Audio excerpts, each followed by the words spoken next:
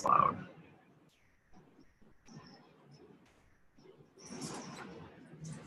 All right, welcome to Ask the Masters, the Magento podcast edition. This is not actually a podcast, but we're doing a webinar in the podcast booth in Magento, and it's nice and quiet in here. It is. We're directly in the Magento Imagine marketplace where there's probably almost 100 different vendors trying to solve merchants' needs. It's a hive of activity here. And the fun part is that we actually don't have their microphones hooked into our computers. And when people come outside the booth to listen, they can't hear a word we're saying. And now everybody's ignoring us. It's probably for the best. Yes, I think it is for the best. I'm Brent Peterson. This is Tom Robertshaw. We've got Madeline here to help moderate some questions. We are in the podcast booth. We are live from Imagine. So Tom and I today are going to talk a little bit about what's new at Imagine. We're going to go over some of the new features that Magento has, and talk a little bit about the community.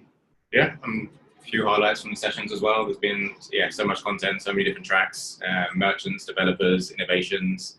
Yeah, there's just so much to keep up with. Yeah, so this year has definitely been a very busy year, and I think in general, what I'm hearing is that the marketplace is busy. Yeah, I think there's been, there has been the pains over the previous years of moving to Magento 2 and kind of the product solidifying. But certainly last year we saw that was kind of getting towards the end, and people were thinking, more tentatively positive about it. And now it's, back in full flow. People are migrating over to Magento 2 in force, and just people describing this Imagine as kind of the best Imagine ever and the best place they've ever seen Magento, which is really good to hear. Yeah, so I think a better word would be, instead of pain, would be like getting one of those massages where they're putting their elbows in your back, but at the end you're feeling really good, right? That's what you meant to say? A little bit similar to the community run on Sunday. 10K was not fun in the kind of 80-degree heat, but I managed it and I felt better for it afterwards. But if you say that in Celsius, it seems less. Yes, so right. Only like 26 degrees in Celsius. So sure. Fine, it's fine. It's only hotter than the UK ever is ever anyway. Yeah, no, I think it was hotter in London. All right, so the other thing that Tom and I were both awarded is the Magento Master. So we should start off with that. Yeah. What is the Magento Master program? So as far as I'm aware, it's been running for 3 years now, where I think it's been a great thing that Magento have done, valuing some of the top contributors in the community, whether that be running events, contributing back to the core, and I think kind of teaching and sharing the good news of Magento. So that's they pick around 20 people each year in different categories, and very, very proud and humble to be included in such an amazing lineup. Brent, you have like 3 times Magento Master, which is so impressive. So grateful to be standing on stage with you today. Yeah, it was a fun session, or a fun general session, and they have it in the theater this year. So it was a different experience being down on stage in front of all those people in the audience. So the Magento Masters program, we kind of came up with this concept with Space 48 and Magento to get Magento Masters together and talk about what are some of the things in Magento. And I think one of the focuses we're going to make is how can the masters reach out to merchants, and how can those masters help solve some of those merchant problems. So I think today, Tom and I are going to go, as I said, through some of the features, but we also want to kind of set the stage for some of our future webinars where we're going to talk more to the merchant and invite merchants on to talk to them, as well as having other masters on.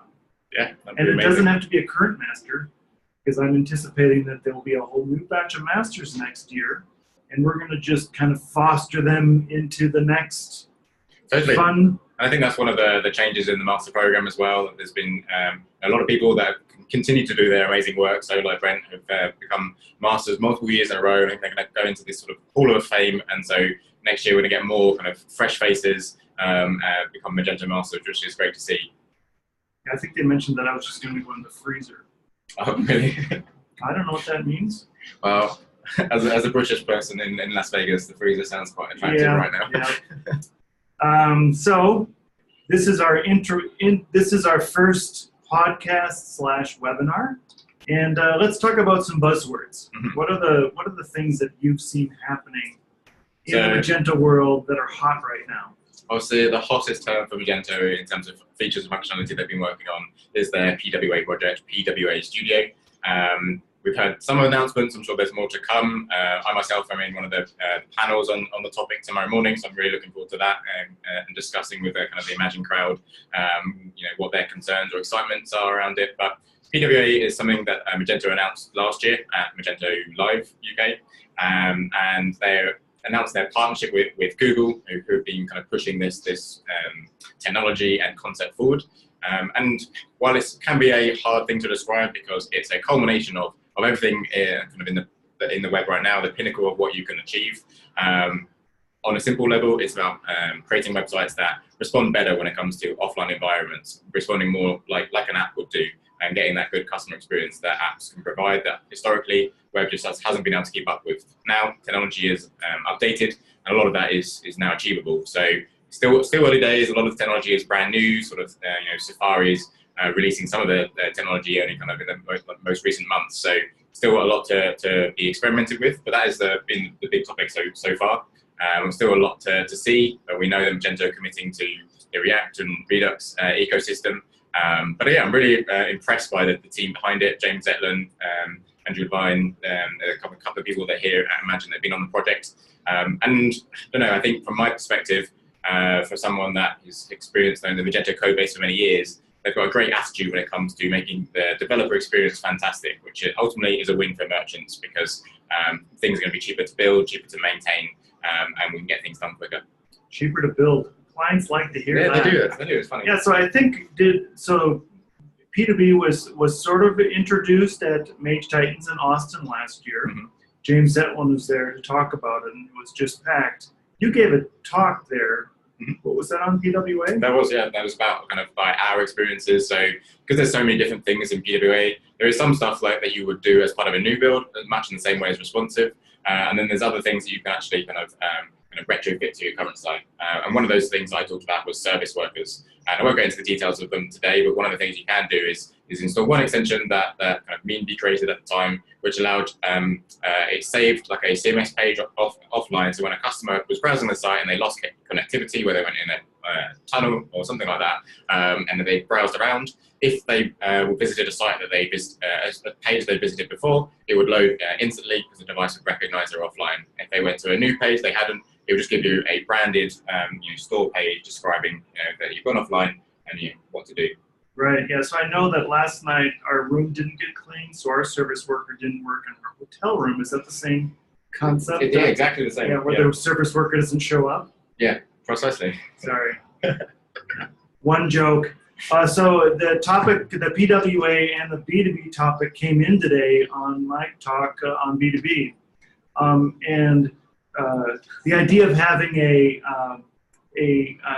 web for a mobile first application where somebody's on the ground making orders, a salesperson, and having that low data environment where you can take your order on your iPad and then you're able to go when you get cellular connection, you can finish that order.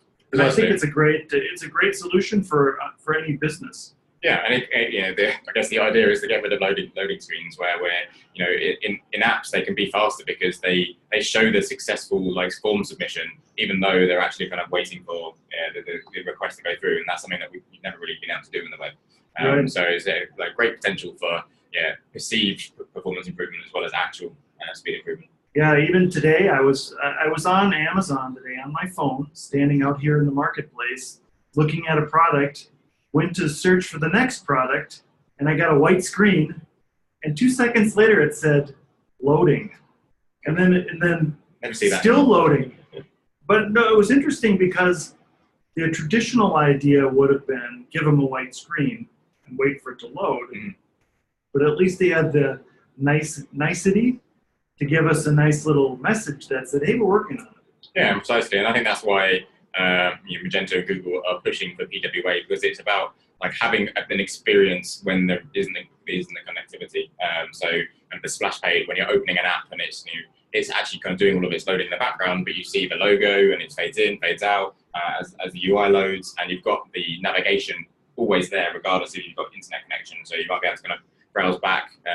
If you've got some storage on the device, so you can actually save the content there. You don't have to wait for the internet connection. So yeah, it's big news. I think it's the other great thing is that they're going to be not something that Magento have historically done, but it's going to be an iterative release. So there's going to be some stuff coming in kind of like 2.3 and around the summer.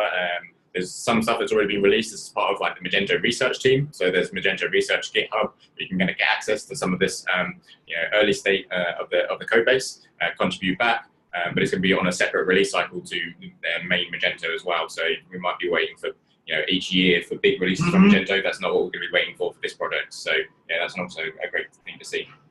So from a technical side, the Vue.js, have you seen that from Devante, the yes. project? I was at the hackathon on Saturday, and I submitted 2 pull requests to the Vue storefront project. So is the Vue storefront and the Magento one going to kind of meld together, or are they going to?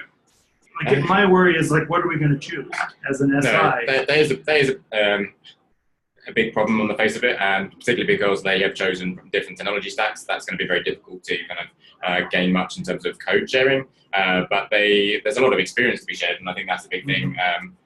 None of the projects that are out there are really looking to kind of compete in terms of take over the Magento community. Right. All of these things are great, and everyone can learn from each other. And Devante have put a lot of effort not just into the code base and the architecture, but also into design, because PWA, because we're trying to make it look more like an app, there is design changes that we wouldn't traditionally do, like having a permanent nav bar and having something at the bottom to easily go into your cart. It's something you would traditionally see in an app, but not on the web. And so there are definitely changes that we need to think about in terms of design from a design point of view. So pretend you're a merchant for a second. Would you feel at risk to pick one now? Or do you feel as though we should wait a little bit before something comes more mature in the Magento space? Yeah, I would think from a merchant point of view, I would wait. I think it's great to be experimenting with, and if you've got like a smaller, maybe you've got a microsite, then that could be a good opportunity to experiment. Maybe if you've got another region that you're experimenting and doing a sub-store, then maybe that would be an approach. But also that would only be if you're on a type of merchant that really wants to be seen to be kind of on the cutting edge. If other merchants are going to decide on where their budget's going to be spent and whether or not this is the right thing for them and their brand. So for me, I think it's a really exciting space, and we can achieve more than we've ever been able to. But typically there's a lot of more low-hanging fruit when it comes from a merchant perspective. So I guess one last question about PWA, and this may surprise some of us in the booth. I feel as though we should ask Madeline if she knows what PWA is. I agree. I don't. Well, I think that Madeline needs a little bit of education, and that we have some tasks for her to do while she's in the marketplace. Yeah, well, I mean, one thing is she should come to my session tomorrow morning at 9:30. That could be one good thing. There's a lot of intelligent people there, and me. So. Yeah. So Madeline is our typical moderator, or traditional moderator. We've had 3 of these, so traditional moderator is a good word to use, right? And this is her first time at Imagine. Yeah. Yeah. How is it? It's great. I love it. It's fun. Well, good. So from a first time at Imagine, John, what did you come to the very first one in LA? No, I was at my first one was the second Imagine. So this is my 6th. So I missed the first one, and I took a break a couple of years back to recover from the excitement. Right. Were you the guy that passed out on that first run? No, it was actually my twin, a Sweet Tooth. Okay, now Smarter. Canadian guy. Yeah, my Canadian brother. Okay, so PWA. The idea is that we can get something done a little quicker, or a lot quicker sometimes, and it's going to work offline. Is that kind of a good sum up? Yeah, I think that's or work partially offline. Oh, really? It depends. It depends on investment, really.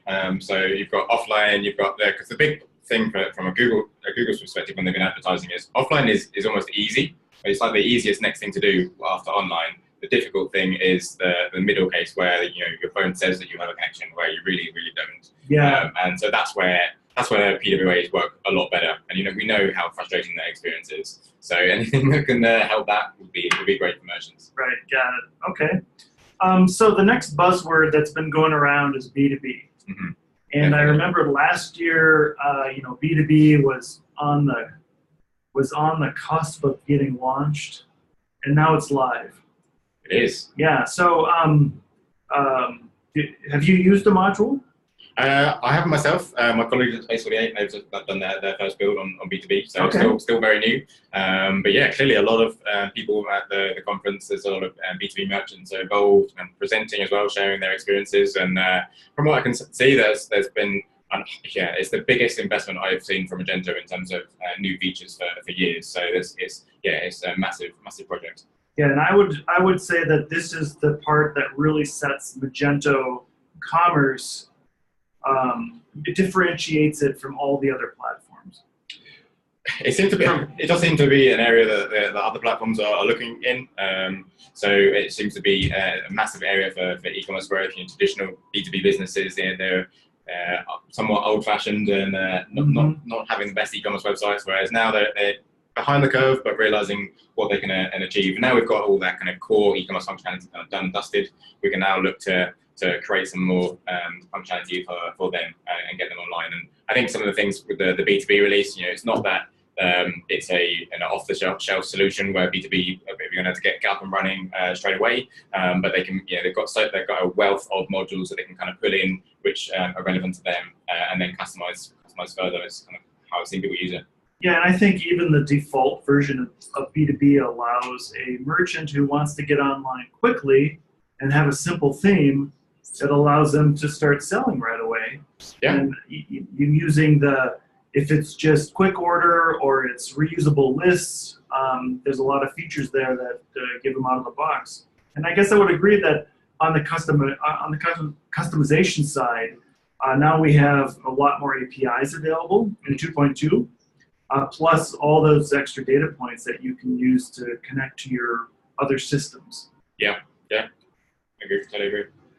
From the B2B side, I've just seen some things coming around for like ERP integrations. Do you know anything if Magento is thinking about making some more standard integrations for the ERP side? Have you heard anything about that?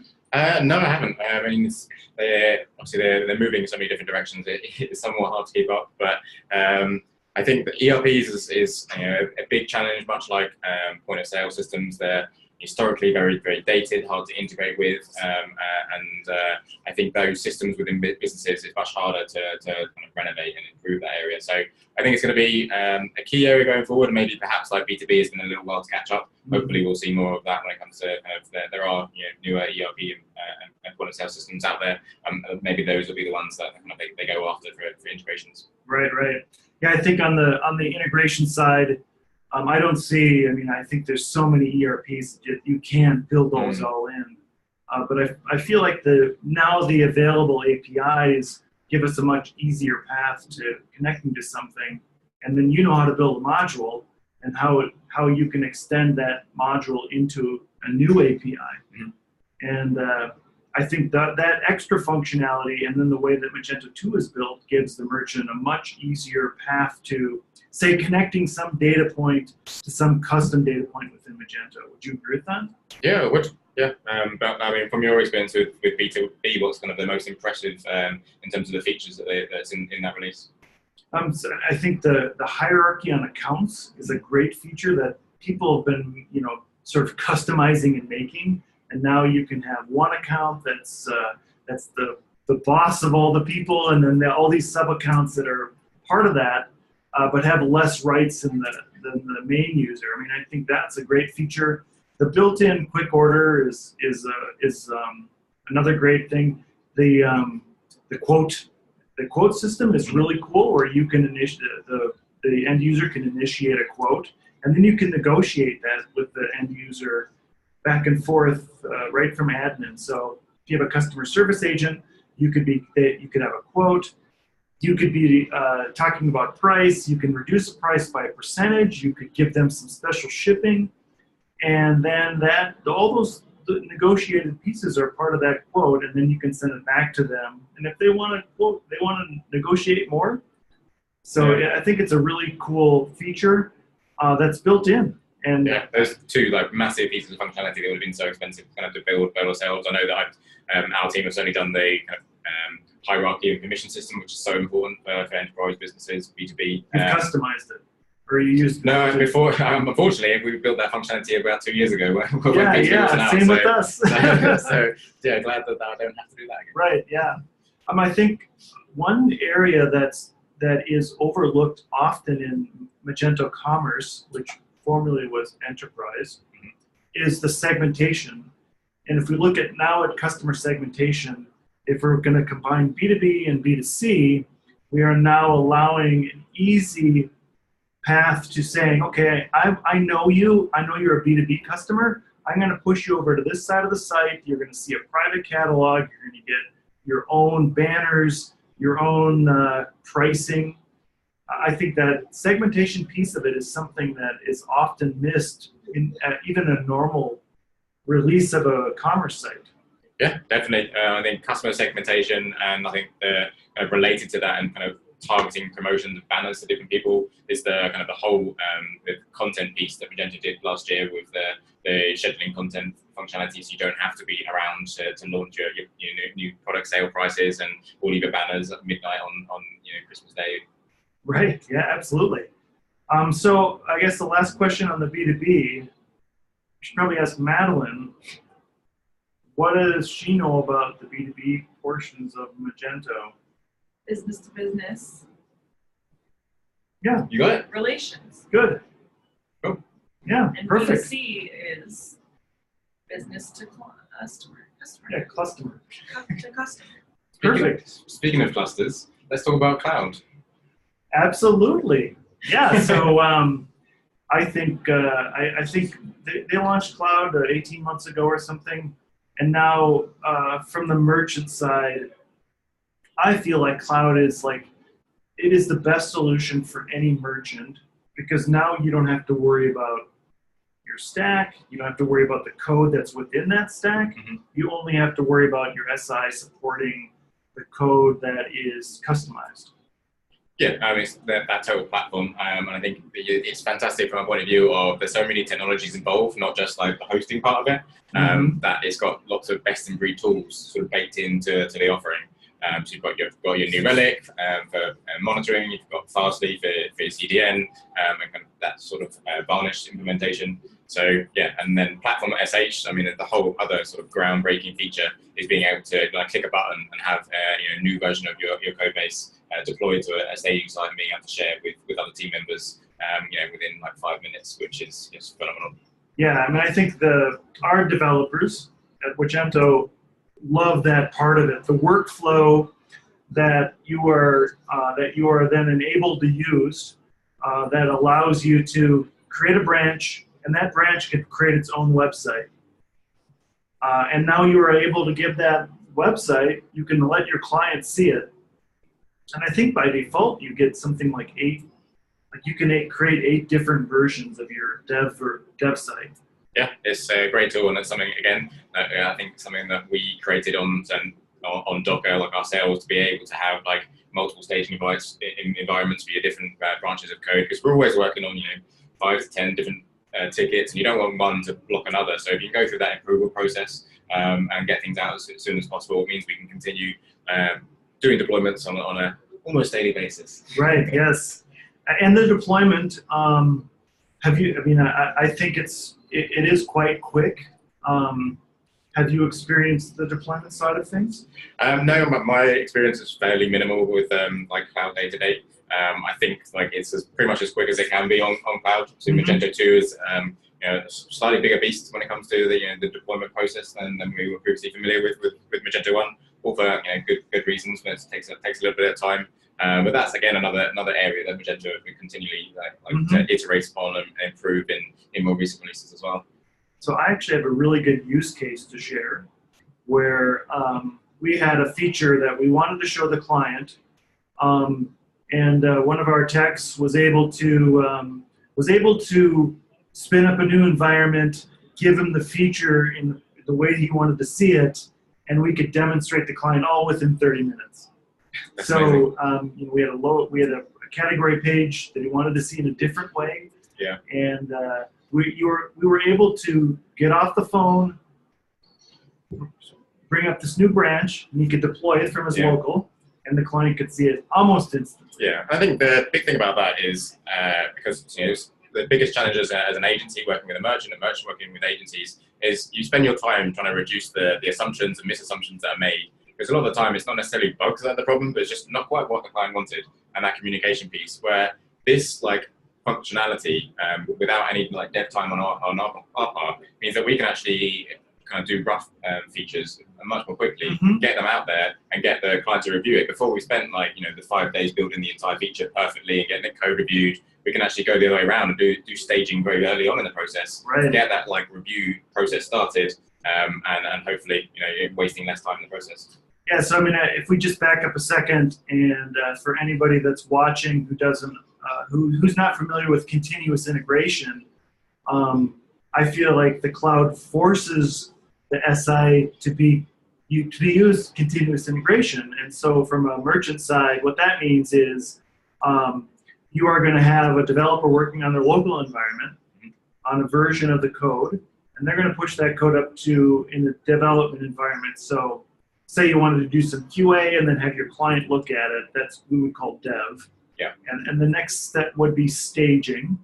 And so we would call staging right before you're going to go live. So it's the most recent version of live. Yeah, you want it to be as close to production as possible. Right. So the tools that we get allow us to go through that stage continuously all the time. So we're going from a local machine up to a development machine. That's getting pushed to a staging machine, and then the client would say, yeah, that looks great. Yeah. And then we can push that live. And again, using a real case, in the case where I showed you where they wanted a different category landing page, we were able to demonstrate to the client within an hour and have that code live. So I think the tools that we're getting, I'm going to say, free, but I realize they're part of the license. Yeah, but it's still very good. This is what we're getting, and so the extra tools, I think, on top of that, like you mentioned, Blackfire. For those who don't know what that is, do you want to explain it? Yeah, sure. So I've got an example. I worked with a client. They were having some performance problems on a couple of different pages, and we know that we were going towards a high sale period. They were releasing some fancy new shoes with collaboration with Disney, so we wanted to make sure we were getting the most out of it. And we were recognizing there was a problem in one area, and it's quite hard to determine where that is just from looking through the code base. You can have some intelligent guesses, but Blackfire is an amazing tool which profiles your code when you're in a development environment. So it's for coders, and it will show you every sort of function call that's being made, how many times it's been made, and the total time spent. So you can quickly not only find the different performance bottlenecks, but also prioritize them. So you kind of work through the list. So it will show you, okay, this is the biggest problem you need to work on next. You work on improving that, you run it again, see what your next biggest problem is. And it helps to really rather than sort of spray and pray and trying to fix any potential bottleneck that could be causing the problem, you can actually targeted resolution. Right, and so Blackfire is a paid service. So if you didn't have the cloud, you'd have to pay for that subscription, run it on your own, maintain it, get it installed. So it's just another great feature that we get. Yeah, when I met the Blackfire team here today, so the great thing about Imagine is all these vendors just at your fingertips to kind of deep dive on some of your whether you've got problems finding out about new features, because I certainly had that experience with Blackfire. It was amazing, but don't know all the features they've got. So actually spending time with them is one of the big benefits of being here in person. Yeah, and meeting a lot of people.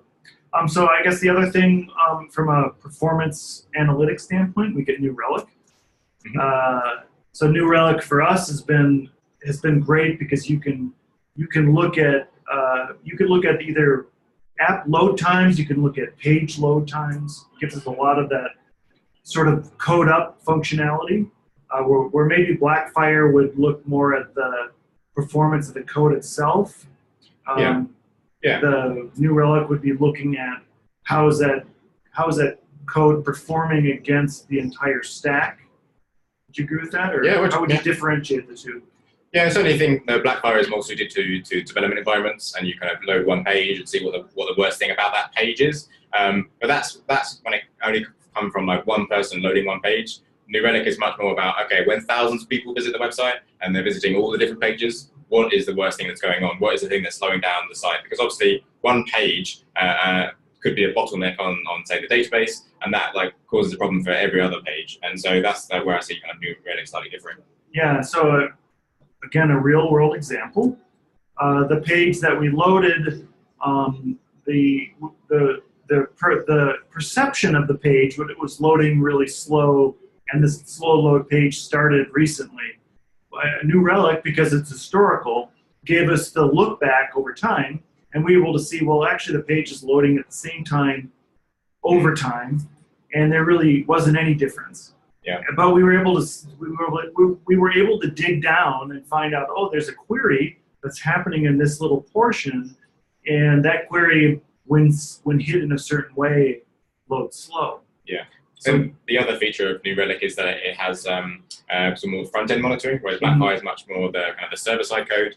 New Relic will monitor the client-side load times, what JavaScript, CSS is taking a long time, particularly when your customers are all around the world, and how long does it take to kind of get that information to them. And that's me. It can really show like, oh, you need a better CDN because this. And I've seen that. I've seen they've using Cloudflare and using their more advanced kind of networking tools. I've seen kind of lots of graphs kind of just dip in terms of load times and latency just by improving some of the front end performance. Yeah, and I think it'll also give us times on APIs.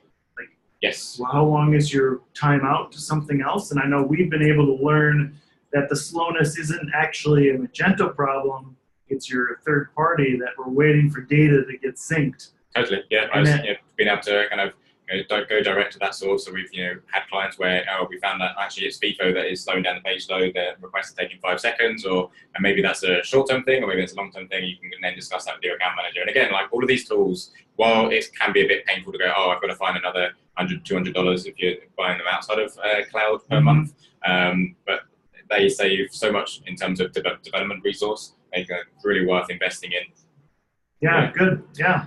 I'd just like to interrupt you and say that if you want to have time for questions, I know you still have a lot to talk about, but we could talk about it tomorrow. Let's go till let's go to 4:25, and then let's do the questions. We have some questions from users, and we have a few more things. So the idea is today we're going to do more of a talk about what's here, and tomorrow we're going to do more interviews. Yeah. So let's move into, let's just differentiate. There's a cloud starter, which is for smaller merchants, and it doesn't include B2B. And it doesn't include, business intelligence, something else that cloud comes with. So many features. Yes. We don't have time for all the features. We'll have a different webinar. Right. This is not a sales call from Magento, by the way. No, we are not paid for this webinar. Right. Yeah. I think what we're trying to do is help merchants understand the features that come in it. So this cloud starter is meant to help merchants get onto Magento and get them on quickly. So it's everything that's great about the cloud minus some of the features in the cloud, like B2B. It doesn't come with the BI, and it is a single tenant, or not single. It is a single instance rather than load balanced instance. Okay. So it's meant for smaller stores that want to get up quick. Yeah, that sounds great. Yeah, it's not something I've actually heard about, so it's good to learn about. Yeah. So we have about 6 minutes. You want to give your highlights in the sessions you've sat through? There's been so many great content. There's a lot of merchants involved in giving the sessions this year. It's not just kind of agencies and developers sharing their experiences. So it's great to actually get it straight from the merchants. There's been obviously merchants about B2B, so they've been sharing their experiences of some of the new features we've been talking about. I think one of my highlights there was a Baker Distributing, a big B2B company that's part of the Watsco group. And one of the things that they found during their migration, because they love Magento for its open source and its community and the amount of code that they can kind of make use of, and they've really tried to take that on board themselves as well. So if they're part of this larger group, they've got this internal open source policy where if they have to customize something, let's try and make it as reusable as possible, publish it to kind of their group. Then other companies within the group can contribute to it and yeah, provide more fixes and features to it, which I think is a great thing to see. I mean, hopefully it's public for everyone else everywhere where possible as well, and I think that's something that merchants are kind of getting on board with, so we can build on each other's shoulders. But I think that was a great thing to see from B2B again, like not just the technology is historically seen on the outside as being quite old-fashioned, and clearly there's a lot of revolution going on. Yeah, I mean, that's a great use case, especially for community. And I think, some of the things that we've learned about the Magento community is the percentage of what the new code is going into Magento and the percentage of the fixes that are being done by the community. Yeah, and I think that's, it can be somewhat painful that a lot of the fixes that have had to be done, and the community, it'd be great for us to be focusing on features, but it's also a really intelligent way of prioritizing, all software has bugs, which do Magento spend their time on, and clearly having the support of the community, moving to GitHub as their way of communicating with us, and us being able to communicate with them, means that we can give them feedback of the things that we're running into most often, whether that be Magento or agencies themselves, then go on and fix it, which is has been massive. I think in terms of what's gone on there last year, regardless of all this exciting stuff and all these features, I think their effort on having a community engineering team, which essentially means Magento put their top developers on supporting external developers from agencies and independent freelancers contributing to the code base, which is a massive commitment, and we've got to give them kudos for that. Yeah, I mean, I think it's exciting to see everybody going in and helping make Magento better. And I think what we've all learned is that we're making a better product for everybody. Yeah, and it's the spirit of the community's there, and it's growing. Yeah, definitely the feeling I'm getting at the conference. Good. So I guess we have a few more minutes. So changes from last year. I'm seeing the marketplace is busy, and it's bigger, I guess, because this was the main hall from last year. Yeah, right? This is where the general sessions used to be. But there's more people here, and there's people we have a booth here, and it's been just packed the entire time. Yeah, I think the numbers was almost like perhaps 4,000 people or something like that. It's crazy, and at least 1,000 different merchants. So they've done a really good job of getting merchants here, which is great to see because there's so much education available for them, and it's easy for us as agencies of doing this day in day out to kind of get up to speed. I think we've got a big challenge on our hands, and hopefully this is going to do part of that job in terms of educating merchants. Right. Yeah, so I think from the community side, I know that, that we put on the Big Dam Run, and you participated this year. Part of that was getting the permitting process done with the Hoover Dam and things like that. So the other thing that we haven't shared with a lot of people is that we have the internet at our booth, and we had to apply to the elders of the internet to get the internet at our booth. Have you seen it? Yeah, it's there. How long did that take? How do they respond? Is it email or? No, it was in physical mail. Physical mail. Yeah. Sent by Al. The elders. I don't know why they're not using the internet. Probably because they let us use it, and I think when other people use it, actually no, it's wireless. I'm going to ask them why. I mean, you've seen that. It's wireless, right? Is it like a Alexa? You just talk to no. If they just respond, they might take a while to get back to you, but they do. No, but I think there is going to be an Alexa app for the elders of the internet. That'd be cool. Yeah, I'll let Moss know. Exactly. The other thing that we have at our booth this year is a useless box. Have you tried that? No, I have seen the video though. What are you doing? Clearly wasting all of my time learning amazing e-commerce knowledge. Wagnito, have you seen Wagnito? I have seen Wagnito, yeah, the Magento hero. Good, all right, so you've seen something at least from our booth. I have been there, Let's talk 1 minute, let's go over Swag. What is your biggest thing you've seen this year for Swag? I mean, we have to talk about the llama, don't we? Classy llamas, kind of toy. It seems to be the most coveted item in this place. So yeah, I think that they must be running out by now. Yeah, I have a little problem because we actually have an office in Bolivia, and we're coming up with a mascot for every office.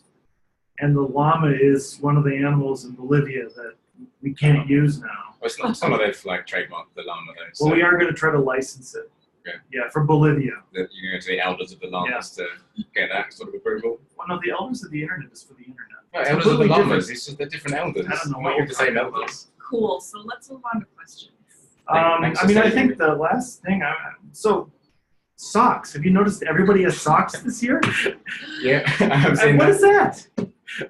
Well, everybody needs socks. I mean, what more could you want? I don't remember. Do you remember the Mage Mail socks? I do. I still have my Mage Mail socks. The only downside of them being is that they're so thick. My feet get sweaty. I mean, I think we have to give a shout out to Kalen Jordan for the Mage Mail socks. He was so far ahead of his time. Yeah, but if we're really going to do a shout out, we have to give a shout out to Steve Decker from Smile previously. Oh, yeah, because he came up with the idea. That's right, exactly. Good. All right, so Madeline, you have some questions from Yes, I from do have the some outside questions world. that were submitted. So the first question is, what are some tools and techniques that that can be used for Magento 2 development? Well, there's a lot of like kind of the great tools from Magento 1 that were migrated over. So Magento being kind of the biggest and most popular one. Magento did release some of their kind of command line tools themselves, but yeah, can't get away from Magento from Nets 98. Yeah, absolutely. So if everybody doesn't know what the Magento Nets 98 is, it is sort of like the bin Magento, but on steroids. So in Magento 1, we didn't have bin Magento command, right? So we have that for Magento, but now we have Magento 2 that gives us bin Magento, but I mean it's not Magento, it's just everything and more. Yeah. And I like it because I'm always forgetting my admin password, or I'm locking myself out. Easily done. Isn't it fantastic? You can do both of those things. Probably actually Madeline's logging in and locking your account so that you can't get in. Just keep breaking stuff. So got it. If I could do a little bit of self-promotion, one of the tools that we've built internally and released open source has been what we call MageDBM. One of the challenges from Magento 1 and Magento 2 is managing your database backup. So developers have latest version of all the products or the content to work on. You don't want to be developing a feature, getting it up to production, and it doesn't look quite right because you've got new content. That was something we did for Magento 1. We've now released that for Magento 2, and more recently, previously it would sanitize all the data, so obviously you don't want all your customer details locally. Now we've used Faker to actually replace all your customer names with fake names, fake email addresses, so you can actually do some more of the performance testing. So if you're having a performance problem, maybe an admin page is loading too slowly, you can actually download and get a database with your millions of customers, all with their connected orders, etc., but not actually be the real information, which is new feature in pre-release right now. That's fantastic. One more shout out then to Philip Jackson. Have you seen his Hodor Magento admin experience, where it changes the entire Magento admin to say Hodor? It's almost as good as his pirate language Magento admin interface. Arg. Okay. Yeah. Hey, there. And by the way, there's Kalen. We just gave you a shout out. He can't hear us. We're just talking about you. Yeah, so we have a couple more questions. We have 2 minutes. So 1 minute answer for both of these. A resource guide and study guide for the Magento 2 certification. Joseph Maxwell, have you seen this? Swift Auto, yes. Okay, Amazing. Joseph Same Maxwell. guy. Yeah. Great. Last question. I've heard that Magento 3 has problems working with PHP 6. I heard they were working on a bug fix for that. Yeah, Hisse. Rietzma has answered that. Well, there you go. He's the Another resident master. expert. And so all of these things we've talked about today will be in the show notes. And I'm not writing show notes. Are you writing show notes? I'll write Oh, okay, myself or Madeline will.